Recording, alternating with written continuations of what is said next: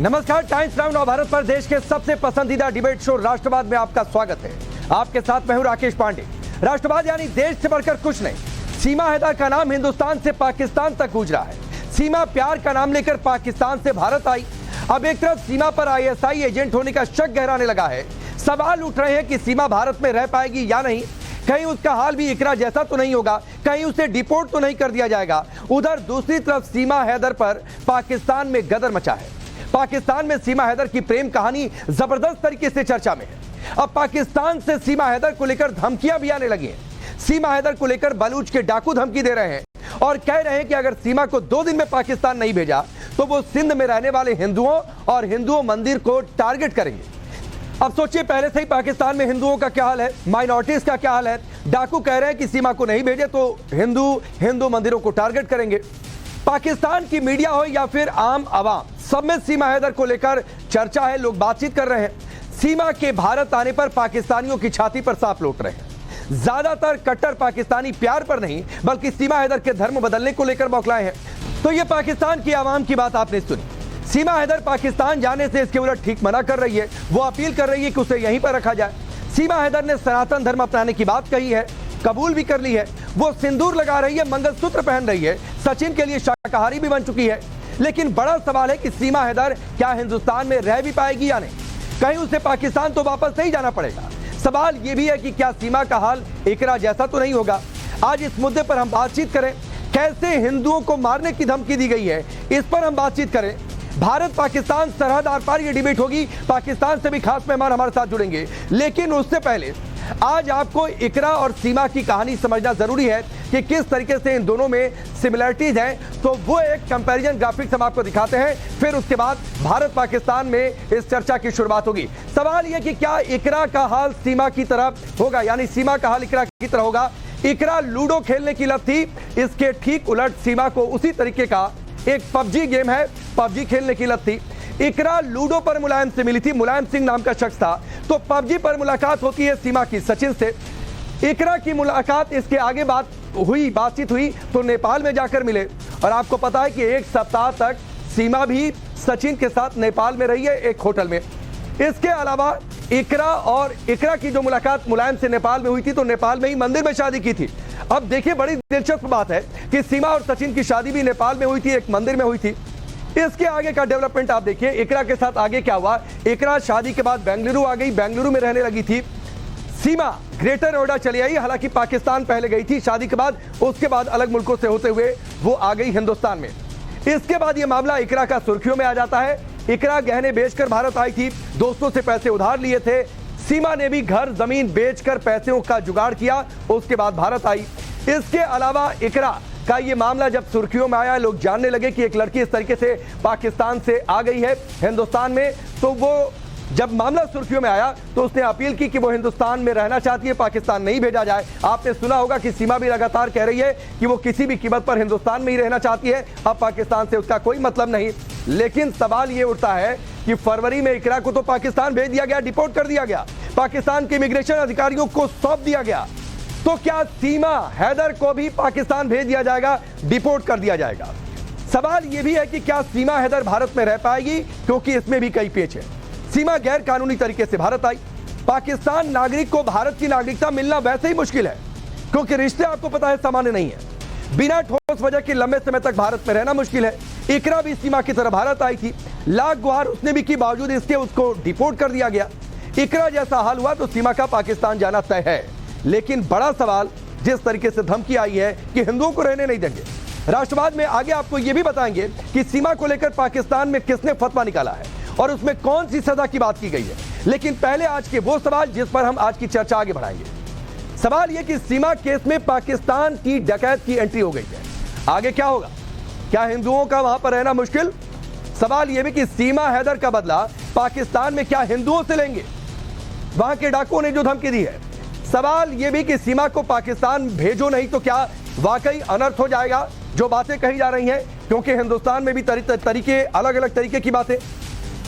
सीमा हिंदुस्तान में रह पाएगी या उसे पाकिस्तान जाना ही होगा, यह भी चर्चा हो रही है, जो इकरा का हमने आपको उदाहरण दिया। तो इन तमाम सवालों पर हमारी चर्चा आगे बढ़ने वाली है। चलिए अब आपका परिचय आज के मेहमानों से करवाते हैं। हमारे साथ रिटायर्ड मेजर जनरल के सिन्हा साहब जुड़ चुके हैं, डिफेंस एक्सपर्ट है। सुब्रास्ता हमारे साथ पॉलिटिकल एनालिस्ट के तौर पर जुड़ी हैं। हाजी मेहरदीन रंगरेज पॉलिटिकल एनालिस्ट के तौर पर। आरजू काजमी खासतौर पर हमारे साथ पाकिस्तान से जुड़ी हैं, जानी मानी पत्रकार है पाकिस्तान की। डॉक्टर इरशाद अहमद लीडर है पीएमएलएन के। मौलाना कावी नकवी साहब हैं, मुस्लिम स्कॉलर है पाकिस्तान के। आप सबका बहुत बहुत स्वागत है। और मुझे लगता है कि विदेशी मेहमानों से ही मैं शुरुआत करता हूं। आरजू, आपका स्वागत है। और पहला सवाल तो यही है, वैसे ही पाकिस्तान में माइनॉरिटीज का बुरा हाल है।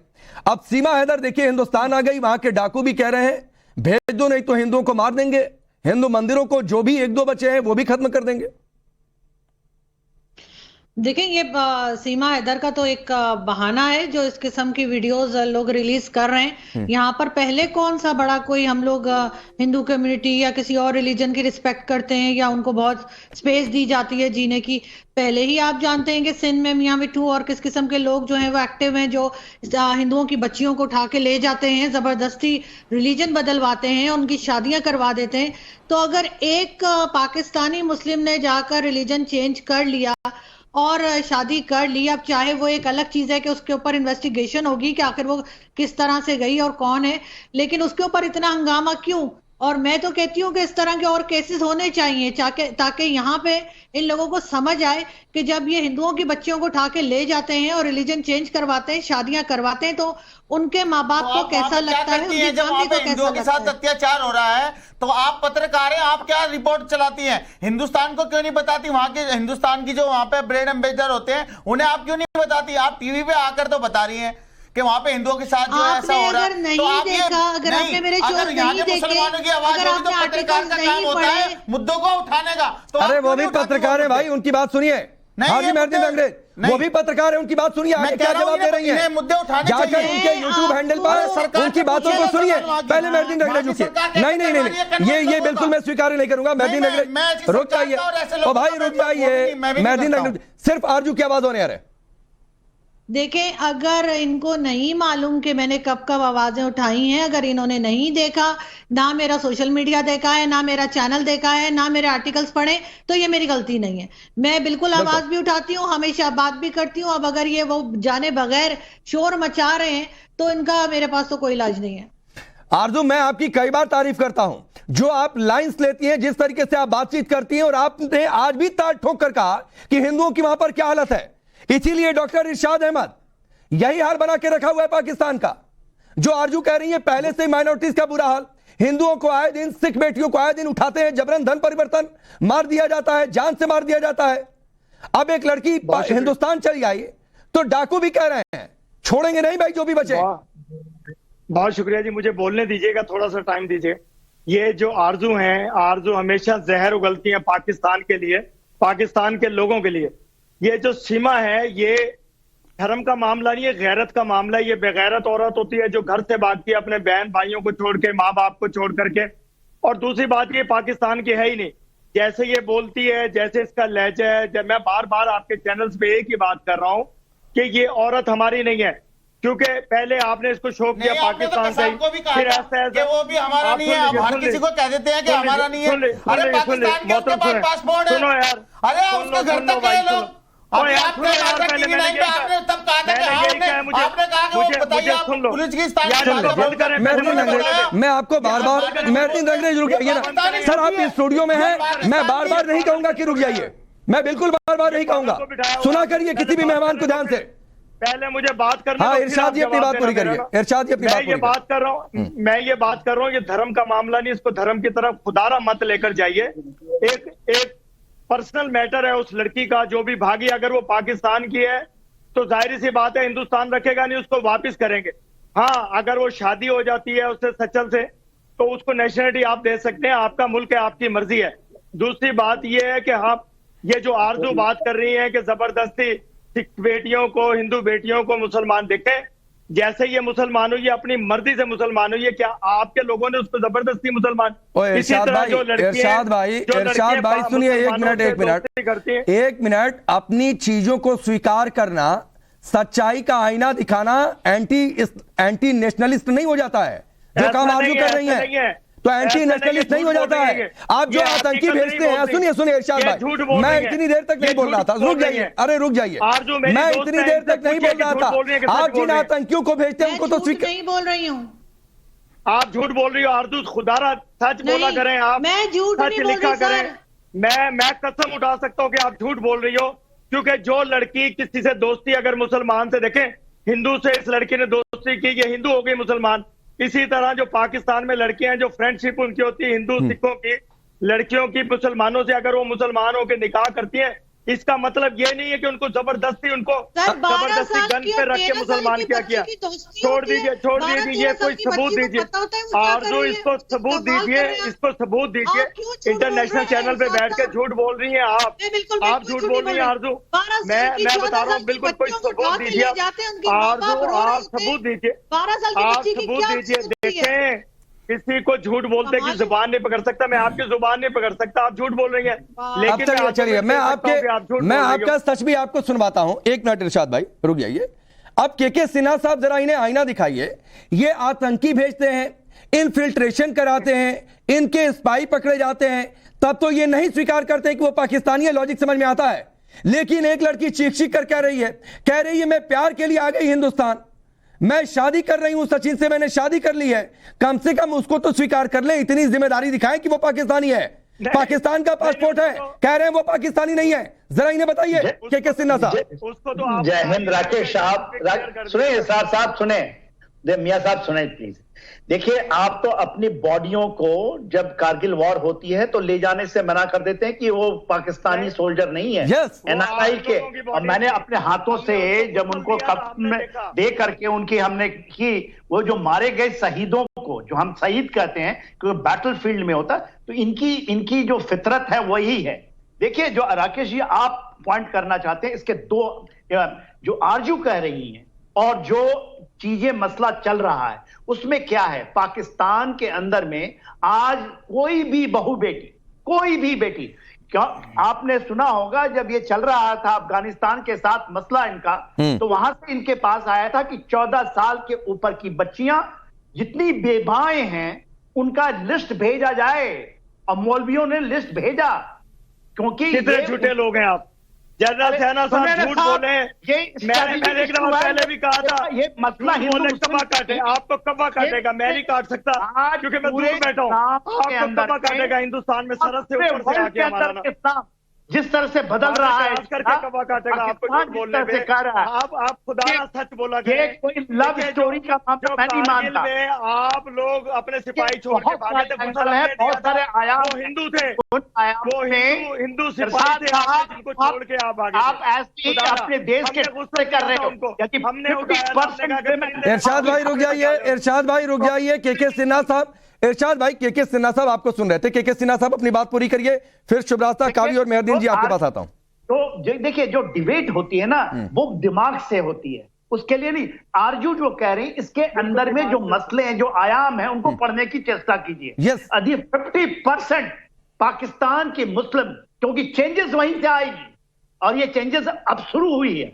ये नहीं कहता कि ये ठीक है गलत है, क्योंकि उसके अंदर लॉ दिखेगा कार्रवाई, क्या उनका डिपोर्ट होना चाहिए नहीं होना। बड़ा मसला हो गया है, एक बड़ी मुद्दा उठ गया है। ये जो सीमा का विवाद हुआ है, इसके पहले आपने इकरा का विवाद किया था, वहां से पाकिस्तान 4 बच्चों के जो मां है वो निकल रही है। तो आप सोचिए वहां की खातूनों के अंदर में जिनकी मैरिज नहीं हुई, क्या दहशत होगी। चाहे बिल्कुल ठीक है, मैं आता हूं आपके पास। और इरशाद भाई आपको एक बात कह दूं, आप कह रहे हैं कौवा काटेगा। पाकिस्तान तो आज तक लाख कोशिश कर लिया, कुछ हुआ नहीं। कौवा बहुत दूर की बात है, वो बहुत दूर की बात है। इरशाद भाई मैं उस पर नहीं जाना चाहता हूं, वो डिबेट अलग है, मैं उस पर बिल्कुल नहीं जाना चाहता हूं। आज हम अलग मसले पर चर्चा कर रहे हैं। आज हम शुभरास्ता जो बातें आरजू ने कही कि वहां पर पहले से ही हिंदू बेटियों का हाल, सिख बेटियों का हाल, आम महिलाओं का हाल बुरा है, वो स्वीकार नहीं कर पा रहे इरशाद।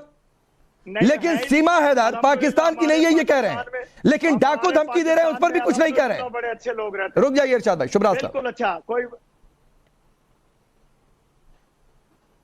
जी राकेश जी, इन्होंने सिर्फ सीमा को ही पाकिस्तान का नहीं होने का दावा नहीं किया, इन्होंने ये भी कह दिया कि आरजू खुद पाकिस्तान की रिप्रेजेंटेटिव नहीं है। तो आप ऐसे पॉलिटिशियंस का क्या कहिएगा? ऐसे पॉलिटिशियंस देश समाज में हर जगह होते हैं जो अपनी गलती मानने को स्वीकार नहीं जिनको अपनी गलती मानने की स्वीकार्यता नहीं होती।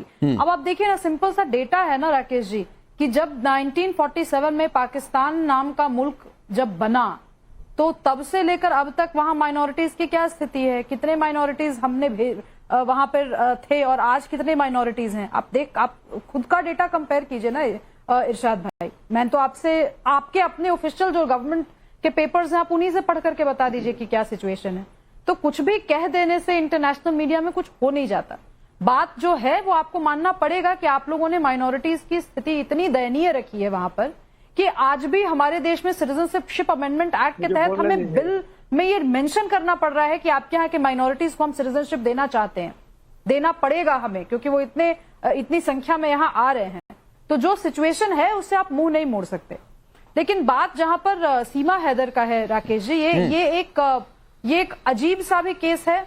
अजीब सा इसलिए है क्योंकि इतनी सारी सिक्योरिटी एजेंसीज तैनात होने के बावजूद सीमा हमारे देश में आ जाती हैं और यहाँ रहने लगती हैं और बाद में खुलासा होता है। तो ये एक बड़ी घटना तो है।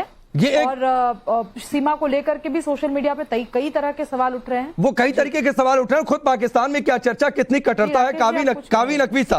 कावी नकवी साहब लोग कह रहे हैं फांसी की सजा दे दो। इतनी कट्टरता है क्या पाकिस्तान में? और इतनी कट्टरता है कि सीमा आ गई तो वहां के हिंदुओं को जान से मार दे देंगे, बदला ले लेंगे। तो मुफ्ती अब्दुल कवी है और मेरा ताल्लुक जो भी पंजाब से है और मेरे करीब सिंध का इलाका है। हम अगर हकायक की बुनियाद पर बात करेंगे तो मामला समझना बिल्कुल आसान हो जाएगा। हम इसी बर्र सगीर के अंदर हिंदू और मुसलमान सदियों तक इकट्ठे रहे। क्या अकबर बादशाह जो थे, क्या उनके निकाह के अंदर, उनकी शादी के अंदर दो खवातीन ऐसी नहीं थी जो हिंदू मत की थी? फिर खुद हमारे पाकिस्तान बनने के बाद बहुत सारे यहाँ ऐसे मामलात हुए कि सिर्फ के अंदर हिंदू और मुसलमान और फिर हिंदू से मुसलमान और मुसलमान से हिंदू। इसी तरह आपकी जो फिल्म इंडस्ट्री है, मैं वहां आता रहता हूँ जनाब। इंडिया के अंदर 1982 से लेकर सन 2000 तक तकरीबन हर साल आया।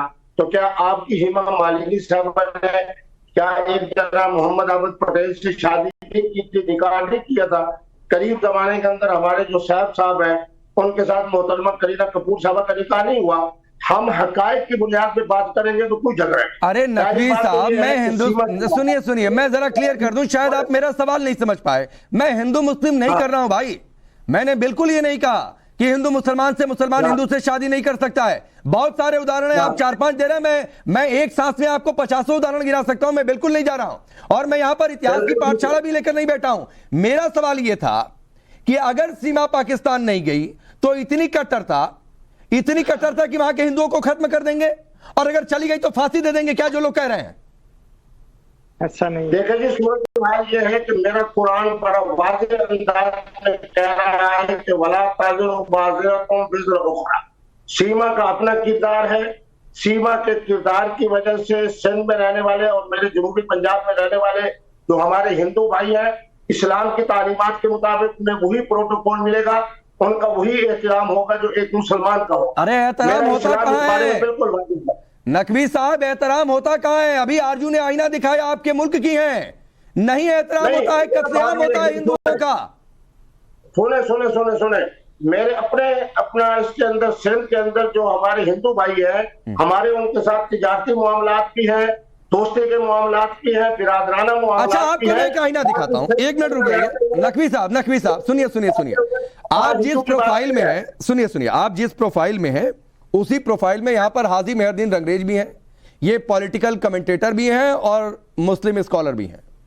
मुझे एक बात मेहरदीन रंगरेज बताइए, आपको हिंदुस्तान में मुस्लिमों की स्थिति ज्यादा अच्छी लगती है कि पाकिस्तान में? हमें तो अपने हिंदुस्तान में लगती है। मुसलमान यहाँ पर जितना सेफ है इतना पाकिस्तान में है नहीं। पाकिस्तान में तो आप बता रहे हमारे हिंदू भाइयों के साथ क्या हो रहा है, तो वहां के नतीजे की बदौलत ही जो हमारे पे अगर यहाँ पर कुछ होता है तो वहां के नतीजे बार बार हमें पाकिस्तान से जोड़ा जाता है। मगर मैं बार बार कह रहा हूं कि जो डकैत बता रहे, जो उसे धमकी दे रहे हैं, उनके खिलाफ आप क्या करेंगे? पाकिस्तान सरकार क्या करेगी? जो लोग हमारे जो है सनातनी भाइयों का जो है ठेस पहुंचाने की बात कर रहे हैं, तो मैं ये तो बार बार कहना चाहता हूं, पाकिस्तान कभी भी हमारे मुल्क से मोहब्बत नहीं करता, वो हमेशा हमारे से नफरत करता है।